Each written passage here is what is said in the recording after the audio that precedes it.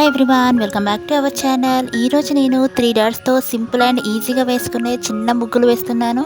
నేను వేసే ఇలాంటి ముగ్గులు మీకు నచ్చినట్లయితే లైక్ చేయండి, షేర్ చేయండి. మీలో ఎవరైనా ఫస్ట్ టైం నా వీడియో చూస్తున్నట్లయితే సబ్స్క్రైబ్ చేయడం మర్చిపోకండి ఫ్రెండ్స్.